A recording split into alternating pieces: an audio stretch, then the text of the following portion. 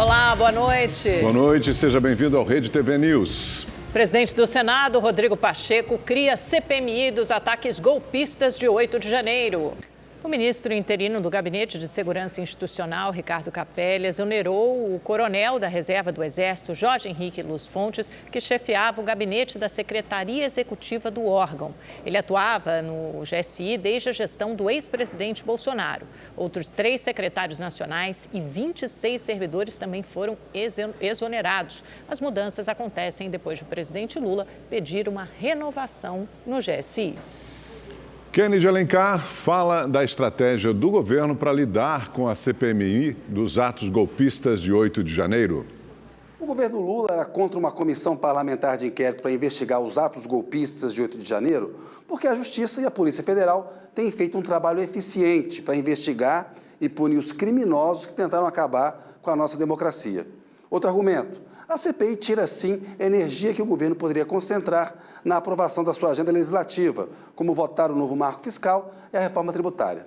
Mas, como a CPI se tornou inevitável, o governo vai adotar uma estratégia agressiva. Quer ter o controle dos principais cargos e maioria de votos para conduzir as investigações e marcar depoimentos. Financiadores dos atos golpistas e parlamentares que fizeram convocações para invadir a sede dos 3 poderes serão alvos preferenciais da CPI. Ou seja, o Palácio do Planalto vai para a guerra. E isso significa que o ex-presidente Jair Bolsonaro, seus familiares e militares da ativa e da reserva também deverão ser convocados para depor. O que aconteceu em 8 de janeiro é sabido. Incentivados por Bolsonaro, fascistas e golpistas tentaram dar um golpe de Estado. Quebraram a cara e agora querem usar a CPI como palco para mentir e enganar a população. Bolsonaro é o responsável pela tentativa de golpe. Essa é a verdade.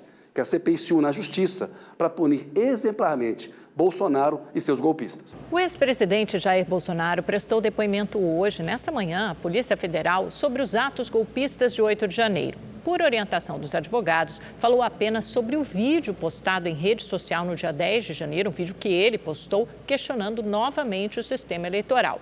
Disse que estava medicado e postou por engano.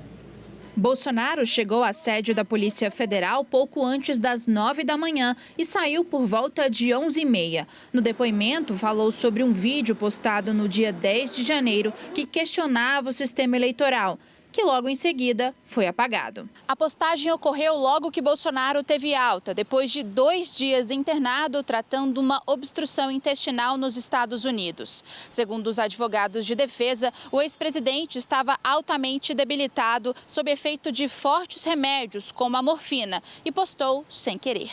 Este vídeo, ele foi postado na página do presidente no Facebook, quando ele tentava transmiti-lo para o seu arquivo de WhatsApp para assistir posteriormente. Essa postagem foi feita de forma equivocada, tanto que pouco tempo depois, 2 ou 3 horas depois, ele foi advertido e imediatamente retirou essa postagem. A mecânica de postagem na plataforma do Facebook se dá com meros 2 cliques no ícone, no botão compartilhar. A gente juntou ao depoimento o vídeo ilustrativo de como se dá referida postagem. Fábio Weingarten, assessor e ex-chefe da Secretaria de Comunicação de Bolsonaro, afirmou que o ex-presidente condenou os ataques do dia 8 de janeiro e que, após as eleições, o ex-presidente virou uma página política. O presidente fez questão de consignar o depoimento de hoje. As eleições de 2022 são páginas viradas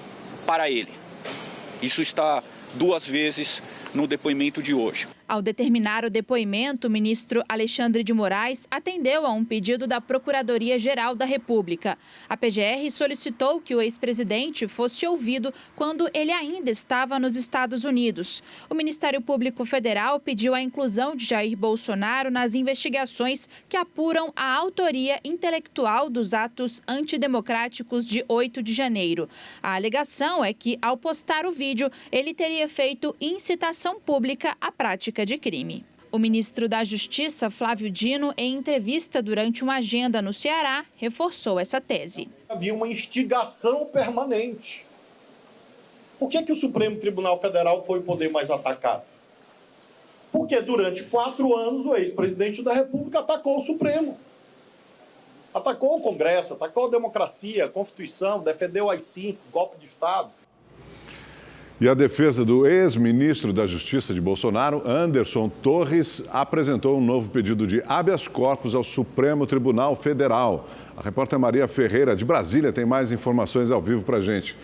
Boa noite, Maria. E o STF aceitou esse novo habeas corpus? O STF ainda nem se manifestou nesse pedido de habeas corpus, Augusto. Boa noite para você, para a Amanda e a todos que nos acompanham. Olha só, a defesa de Anderson Torres disse nesse habeas corpus que o STF sequer se manifestou sobre o pedido de prisão domiciliar que eles tinham feito no habeas corpus da semana passada. Esse pedido de prisão domiciliar foi feito com base num laudo psiquiátrico do último dia 10 de abril, que já atestava, inclusive, que Anderson Torres tinha esse risco de cometer suicídio. E aí a defesa lembra mais uma vez sobre a gravidade do estado de saúde do ex-ministro. Ainda segundo a defesa de Torres, ontem à noite ele chorou bastante, ontem durante o dia ele chorou bastante, disse que estava com bastante saudade da família, teve uma aparente crise de ansiedade ali, falando algumas coisas sem nexo e demonstrando inclusive um desânimo em manter a própria vida. Os advogados lembraram que a manifestação da Procuradoria-Geral da República foi no sentido de revogar a prisão de Anderson Torres e destacaram ali mais uma vez a necessidade de preservar a vida dele. O ex-ministro prestaria depoimento à Polícia Federal na última segunda-feira para falar sobre aquelas operações da Polícia Rodoviária Federal que aconteceram nas vias do país no segundo turno das eleições do ano passado. Só que aí ele teve uma piora no quadro de saúde, por isso ele não compareceu. No último sábado, inclusive, uma psiquiatra da Rede Pública de Saúde do DF que atendeu Anderson Torres fez um laudo indicando ali a internação domiciliar de Anderson Torres para prevenir esse risco de suicídio que estava ali.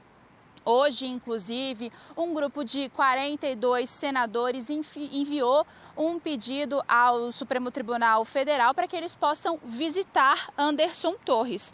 Entre eles está o líder da oposição no Senado, Rogério Marinho. A ação desses senadores seria um gesto ali de solidariedade ao ex-ministro Anderson Torres. Esses senadores dizem, inclusive, que estão preocupados com o estado de saúde dele e que não acham razoável que ele responda a esse processo preso. O ministro Alexandre de Moraes agora vai analisar esse pedido. Só lembrando que Torres está preso desde o último dia 14 de janeiro por suposta omissão nos atos antidemocráticos do dia 8 de janeiro. Na ocasião, ele era o secretário de Segurança Pública do DF. Eu volto com vocês. Obrigada, Maria. Eu fico imaginando só que o Brasil tem 40% da população carcerária presa temporariamente. Imagino quantos desses 40% têm problemas de depressão ou pensam em cometer suicídio, mas não recebem nenhum tratamento especial. A Justiça determinou nesta quarta-feira a suspensão do aplicativo de mensagens Telegram, depois que a plataforma se recusou a entregar dados à Polícia Federal sobre grupos neonazistas. Os dados solicitados pela Polícia Federal têm relação com o ataque que deixou 4 mortos em uma escola em Aracruz, no Espírito Santo. Hoje, o ministro da Justiça e Segurança Pública, Flávio Dino, comentou a decisão. Tivemos agora, há poucas horas, uma decisão judicial sobre grupos nazistas e neonazistas que atuam em redes sociais, particularmente em uma delas. A Polícia Federal pediu, o Poder Judiciário deferiu que a rede social que não está cumprindo as decisões, no caso Telegram, tenha uma multa de R$1 milhão por dia e suspensão temporária das atividades, exatamente porque há agrupamentos lá denominados Frentes Antissemita, Movimento Antissemita, atuando nessas redes, e nós sabemos que isso está na base da violência contra as nossas crianças, os nossos adolescentes. A Prefeitura de São Paulo começou a aplicar a vacina bivalente contra a Covid-19 para pessoas com mais de 50 anos. Na segunda-feira, o Ministério da Saúde liberou a vacinação para toda a população com mais de 18 anos, mas faltam doses em algumas regiões. Tem gente que não perdeu tempo e correu para o posto. Estava aguardando ansioso e agora que liberou, vamos tomar. Não perdeu tempo, já veio no primeiro dia? Primeiro dia. Não perdi tempo. Quando liberou, já vim logo e vou ter tomado a Covid e da gripe, né? Para tomar a bivalente é preciso ter recebido a última dose de reforço há pelo menos 4 meses. A almirandina podia ter sido imunizada no começo de março, mas quis fazer uma viagem só. Sabia, mas eu vim hoje porque eu tinha consulta. Eu aproveitei e já faço uma vez só, né? Apesar de o Ministério da Saúde ter liberado a vacinação bivalente para maiores de 18 anos desde segunda-feira, em algumas regiões não há doses suficientes. O estado de São Paulo tem 23 milhões de pessoas nessa faixa etária e até o momento distribuiu apenas 600 mil vacinas que estavam em estoque. A Secretaria de Saúde autorizou que cada município defina o cronograma de acordo com a disponibilidade de doses, enquanto aguarda o recebimento de novos lotes. Com a mudança, o Ministério da Saúde espera aumentar a procura pela imunização. Antes da ampliação dos grupos, a vacinação com a bivalente estava liberada para idosos, grávidas, puérperas e pessoas com comorbidades. Mas em todo o Brasil, apenas 16% do público-alvo receberam a dose de reforço. A doença Covid-19, a doença pelo coronavírus e as vacinas, elas não dão uma imunidade duradoura. Então, o que é esperado que aconteça com a vacina é que a gente periodicamente tenha que revacinar toda a população, como a gente faz com a vacina de gripe. É muito importante que as pessoas estejam vacinadas, inclusive para proteger aquelas que têm contraindicação e não podem ser vacinadas. O Ministério da Saúde informou que vai entregar mais de 1.300.000 doses bivalentes ao estado de São Paulo até o final da semana. De acordo com a plataforma Localiza SUS, alimentada pelos estados e municípios, São Paulo aplicou 3.300.000 das quase 9 milhões de doses bivalentes disponibilizadas pela pasta. São Paulo registrou o maior número de estupros da história no último trimestre. De acordo com a Secretaria de Segurança Pública do Estado, 3 em cada 4 estupros são de vulneráveis, a maioria crianças. O levantamento mostra um aumento de quase 16% dos casos de estupro no estado de São Paulo nos 3 primeiros meses do ano, passando de 3.066 casos no ano passado para 3.551 em 2023. É um crime que tem natureza, na maioria das vezes, doméstica, é cometido por pessoas conhecidas, muitas vezes parentes das vítimas. Então, a gente tem um aumento da notificação desses casos. A gente tem mais visibilidade sobre o problema, que muitas vezes fica invisível. Os dados são preocupantes, ainda mais quando se trata de estupros de vulneráveis. No estado, 3 em cada 4 estupros envolvem menores de 14 anos ou incapazes de consentir com o ato. De janeiro a março deste ano foram registrados 2.669 casos, um aumento de 13,5% em relação ao primeiro trimestre de 2022. Nós entendemos que essas vítimas, ao fazerem o BO, estão confiando na segurança pública, estão confiando na Polícia Civil para que esse agressor efetivamente seja investigado, preso, processado e condenado. Neste mês, o governo federal sancionou a lei que obriga que as delegacias da mulher funcionem 24 horas por dia, incluindo domingos e feriados.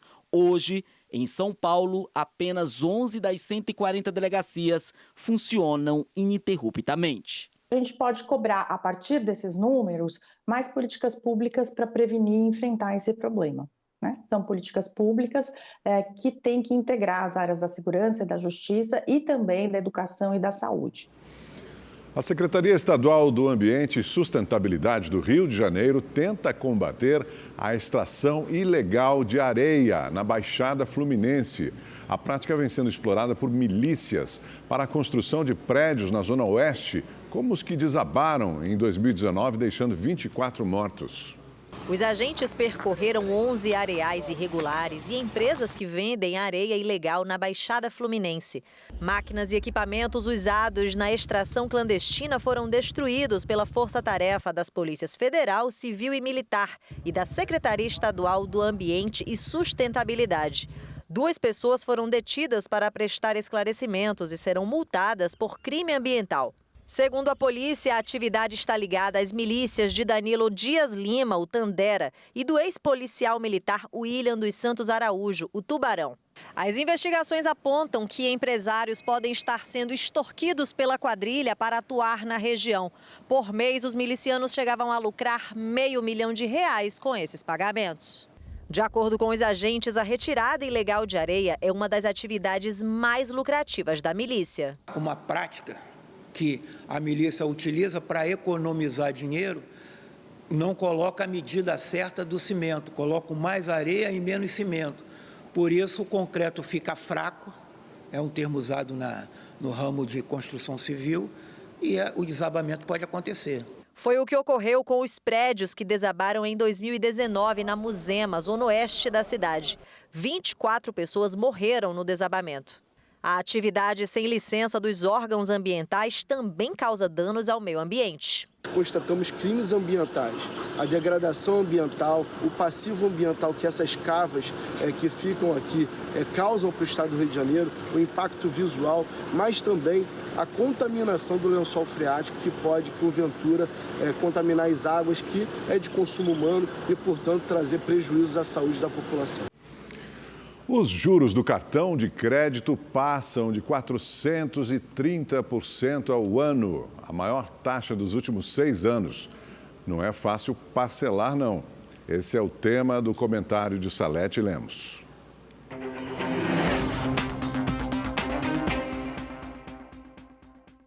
Olá, boa noite a todos e boa notícia. Com a desaceleração na alta de preços, o cenário econômico vai permitindo previsões menos pessimistas quanto ao desempenho da nossa política monetária, né? A prévia de abril reduziu para 4,1% a inflação acumulada em 12 meses e apesar de uma grande maioria dos economistas do mercado financeiro afirmar que essa desaceleração de preços não vai influenciar a decisão dos juros na próxima semana, vamos combinar que ajuda, né? Na próxima semana, o Banco Central decide sobre taxa de juro, hoje em 13,75%, e, sem dúvida, a aceleração dos trabalhos políticos nos ajustes do pacote fiscal, que substitui teto de gastos, se fazem, portanto, cada vez mais urgentes. Agora, a questão, segundo técnicos do Banco Central que eu conversei hoje, é que as maiores pressões sobre a inflação, gente, essas pressões estão vindo do setor de serviços, e essas pressões não se mostraram menos agressivas, não nessa prévia do IPCA.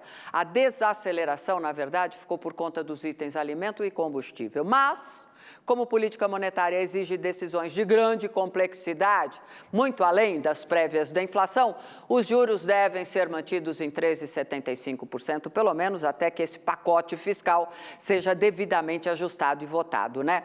Agora, na prática do dia a dia, do nosso dia a dia de crédito, os juros não param de subir. Juro do rotativo do cartão, acreditem, 430% ao ano. Maior taxa desde 2017, subiu de 417% para 430%. E, claro, isso explica a inadimplência recorde e queda na procura por crédito. Um cenário complicado que exige cautela e planejamento.